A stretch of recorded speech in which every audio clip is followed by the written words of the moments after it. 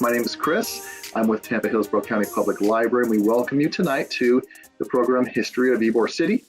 This program is part of our celebration of Hispanic Heritage Month, and it's been going from September 15th up until October 15th, so there's still some time to enjoy. We have some more programs, and you can find out about other activities and book lists that we have at hcplc.org/Hispanic-heritage. And now I am going to go to our next slide. We have a book shout out tonight. This book was recommended by our presenter. It is called The Immigrant World of Ybor City. This book is available for checkout and curbside pickup. So if you would like to reserve a copy, just go to hcplc.org/books and get the process going. And that's The Immigrant World of Ybor City. And now I am very happy to welcome back Shelley Blood from the Tampa Bay History Center. She is going to be doing our presentation tonight. Okay, so tonight I'm going to talk about the history of Ybor City. This is really indicative of the biggest first major growth that Tampa saw. But I need to say that there were a few very unusual circumstances that led to Ybor City, a kind of serendipitous happenings that I'll talk a little more about in a moment. All right, so I'm going to start with Tampa in 1880. In 1880, Tampa was really just a small frontier town. And the way people made a living basically was fishing or shipping cattle out. The population here was only 720 people. We'd actually been losing population for several decades before that because we kept having these recurring yellow fever epidemics. And then we lost quite a few of the formerly enslaved people at the end of the Civil War. So our population is down to 720 people. Until 1884, when the gentleman by the name of Henry Plant came to Tampa with his railroad and his steamship company. But now this is the first kind of serendipitous thing that I'm going to talk about, which is this is not really where Mr. Plant wanted to come. He wanted to take his railroad to Cedar Key, but the fellow who owned the land that he needed in Cedar Key wouldn't sell to him. This made him pretty mad, and he said, "You're going to be sorry. This town is not going to grow, and there will be owls roosting in your barns," which I guess was something happens when your barn is not active. So he came on down. We were his second choice. He came on down to Tampa. He brought his railroad. He brought his steamships. He built some hotels. This picture shows two of his first hotels. You can see his railroad tracks there in the picture and his steamships over on the left-hand side. These are all located down in Port Tampa City, which is down at the end of the peninsula next to MacDill. So when he came, as I said, there were only 720 people here, but because he had come here, this gentleman right here, Vincent Martinez Ybor, it made it possible for Ybor to come to Tampa. Now, Ybor was looking for a place to relocate his cigar factories. He had been in Key West. There'd been some issues, labor issues in Key West, and then his factory burned down. So now he's seriously looking for some place to move and build a new factory. But Tampa was not on his radar. However, a friend of his named Gavino Gutierrez was looking for a place to plant guavas and came to Tampa because he'd heard that this would be a good place to plant guavas. It didn't work out that way for Gutierrez, but when he went back to Key West, he told Ybor, maybe you should take a look at Tampa. It's got the right temperature, the right climate, the right climate. There's lots of land, and there is a railroad and a steamship company.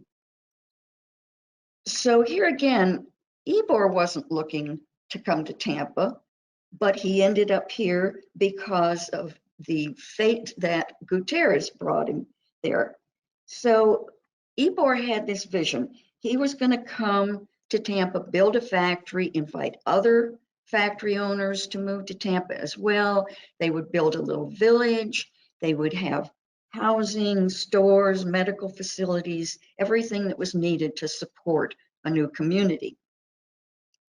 So as I mentioned there, what made Tampa a perfect place for him to move his endeavor here was that the climate was correct, the transportation system was available, there was lots of land available, there were no import taxes on finished tobacco, but there was one thing that was missing.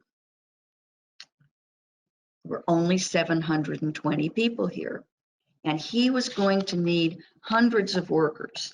And his friend, Ignacio Aya was coming with him to build a second factory, and Aya was going to need hundreds of workers as well. Now you can see that this is just one shot of one factory, and you can see that there are probably more than 100 people just right there on that floor. Oops. So here's another factory, and you see this little gentleman up in that up on that stand up there on the right-hand side. I'll talk a little bit more about him in a moment. So there were lots of people that were needed to work here, and of course it wasn't only the people that would need to work in the factories themselves. They were going to need all of the supporting things that a new community needs. So where did the workers come from? Well, some of the Cubans came up with Ybor from Key West. More Cubans came over from Cuba. Spaniards came up from Cuba as well. And the Italians who had been working either in the fields in Kissimmee or on the railroads for plant joined as well. And then some Germans and some Jews came in and set up some of those supporting businesses, because you have to remember that if we've got these hundreds and ultimately thousands of new people coming to work in the factories, we're going to need grocery stores and dairies and bakeries and hospitals and hotels and dry goods stores and bars and restaurants. And some of those started even in the early days, a couple of them that are still around, like La Segunda Bakery and the Columbia Restaurant. By 1920, the population of Tampa had gone, in a 40-year period, had gone from 720 people to 51,608 people. This just is another look at the inside of a factory, and over on the right-hand side, you see that same little fellow I mentioned before up there on the stand. He was called El Lector. El Lector is the reader, and his job was to read to the workers in the factory. The workers hired him, the workers decided what he was going to read each day. You know, they were doing this assembly line work essentially. I mean, they were artisans, but they were sitting at their work area doing the same thing over and over again all day long, 5.5 days a week. This was even before radio, so it could be kind of boring, quite frankly. So they hired lectors, and the lectors were really considered the elite of Ybor City. These guys would read all day long. Now, many of the workers in the factories were actually illiterate. However, they were very well informed because the lectors would read to them from international newspapers. One of the things that they were especially interested in, the Cubans that were working there, and even the Spanish working there, were the movement for Cuban independence. So that was when, because they got to pick what was going to be read, they would ask for newspapers that would bring them up to date on what was going on in Cuba. In the afternoons, the lector would read from classic books and serialized stories. And interestingly, because there was no air conditioning back then, the windows were usually open, and the housewives in Ybor City would come out in the afternoon and stand outside the factories to listen to the stories as they were being read. These lectors worked in the factories, especially in the larger factories, for many years until 1931, when all of the factory owners dismissed them because they felt that they were inciting worker unionization. So what else was going on while these people were working in the factory? Well, there was housing that they needed. And Ybor had some 300 homes built in that first month that workers were coming in. So there were shotgun houses, and that name comes because you could shoot a gun from the front door through the back door and never hit anybody because that was the hallway. They had mutual aid societies, and I'll talk about that a little bit in a moment. They had dances. They had a lot of businesses that were taking place. And the folks that were working in the factories were Cuban, they were Spanish, they were Italian. There were also children working in the factories. There were blacks and whites. There were women and children, men. If you could do the work, you could get a job there.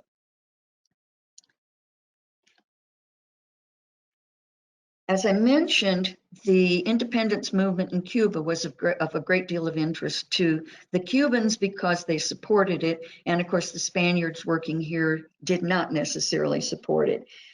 But the Cubans that were here were so interested in helping out in this independence movement that they would contribute as much as a day's salary each week to support the movement.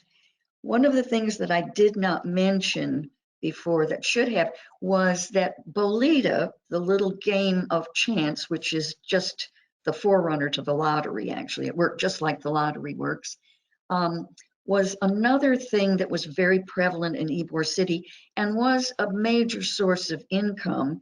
And some of that income from Bolita also went to support the Cuban movement. In fact, Bolita was the second biggest moneymaker in Tampa after the cigar industry. More money came in through Bolita than anything else except the cigar industry. This is a picture here in the middle of Jose Marti. Jose Marti is known as the father of Cuban independence. He was a poet and a journalist, and he would visit quite frequently to raise funds from the Cubans here to support the movement. And the other thing that you might already be aware of, probably are, is that this became one of the embarkation points for the Spanish-American War when we went to war over the freedom of Cuba from Spain. And we kind of claim Teddy Roosevelt as our own because he and his Rough Riders came down through Tampa. Now, they only stayed here a week, but that's all right. We still claim him. So at the peak of the cigar industry, there were as many as 200 cigar factories in Tampa. In 1926, there were 13,000 cigar workers, and they produced 400 million cigars that one year. These things were famous throughout the world. Even Winston Churchill ordered his cigars from Tampa. And of course, there were several side industries that depended completely on the cigar business. One of them was making the cedar cigar boxes. So that was a big business. and then printing these beautiful cigar labels, not all of which were completely true to the facts. If you notice here, if you were on the east side of the river, looking across at what used to be the Tampa Bay Hotel, that's now the University of Tampa, you see a beach there. There was never a beach there, but you know, this is an artist's rendering, so we give them artistic license. But shortly after the heyday came the demise of the cigar industry. Part of it was the Depression in 1929. That really started even earlier than that here, but was pretty much throughout the country by 1929. And as you can see in this picture here, we developed machinery that made the necessity for so many workers much smaller, so the labor force in the factories was reduced. Also, the price of cigarettes. Cigarettes got very popular because they were much cheaper than cigars, and they were given away free to the GIs and the college students. So people's taste changed. And then, of course, by the 60s, we had the health scares and the embargo on Cuban tobacco and other products. So a couple of other things happened that really impacted Ybor City and its history. And these things were happening really in the 50s somewhat, and later in the 60s. So when soldiers came back from World War II, they kind of wanted to be in the suburbs instead of in Ybor City. And so they started moving out into the suburbs. So that was one thing. And some of the cigar factories had closed already because there wasn't as much demand for them anymore. And a lot of the housing, as you can see in these pictures, was in decline and were not being taken care of. And then the really big things that happened was urban renewal went in, and you can see the upper right-hand corner picture is after urban renewal has gone through, and they've knocked down a whole bunch of substandard housing, but they never bothered to rebuild. And then the real coup d'etat was putting in I-4, and that just split the community of Ybor City in half. So what's going on in Ybor City today? Well, there was kind of a revitalization in the 1990s. Ybor City was designated a National Historic District. Now it seems to be mostly a destination for dining and for tourists, but there are a lot of people that are buying the older homes there and renovating them and expanding them. And there are quite a few new condominiums and apartments going in down there. It's also fairly conveniently located. It's close to downtown, but not in downtown. It's close to the cruise terminals and along Channel Side. And there are a lot of those newer condominiums there along Channel Side that use Ybor City as their main restaurant area. If you're interested in knowing more about Cigar City and the history, I would invite you to come on down to the History Center, where we have a whole gallery devoted to Ybor City and the cigar business. And we also have people who can talk to groups about this history, as well as many other factors of history that are local to Tampa. So if there are any questions, I'd be happy to take them now. All right, I'm going to come back on camera here, and I'll invite you to turn your camera back on, Shelley. All Okay, right, there you go. that was that was a wonderful presentation. Thank you. Yeah, if we have any questions from the audience, now would be the time to ask. We do have a few. I think one that you already answered, but we'll ask it. Someone wants to know, um, was Ybor City originally independent from Tampa? And if so, at what point did it become part of the city of Tampa? It was, and I don't remember exactly the year, but it was within, it was before 1900. It was probably the late 1880s or early 1890s. It was an independent city. It was annexed at the same time that a couple of other areas like Tampa Heights were annexed. And it was annexed because, just as usual, they wanted the tax base. The city wanted the tax base. And so they annexed it so that they could um, charge property taxes for it. And, you know, which is really the reason that almost everything that's been annexed, West Tampa got annexed in 1925, New Tampa got annexed, what, in the 90s or early Right, 2000s? Yeah, later, so yeah, of that's usually the reason for money. One course. of the conditions, though, was when they annexed it, Ybor said he wanted it to retain its name. And so it has retained its name. Right, thank you. Someone wants to talk about the roosters and chickens in Ybor. You know, I don't know that there's a lot to say about it other than they've always been legal there. You know, I think that the tradition probably started with the people that came up from Key West, because there have historically been chickens in Key West as well.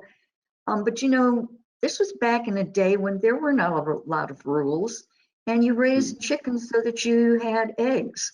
Um, Right, and so it was certainly not against any city ordinance or anything.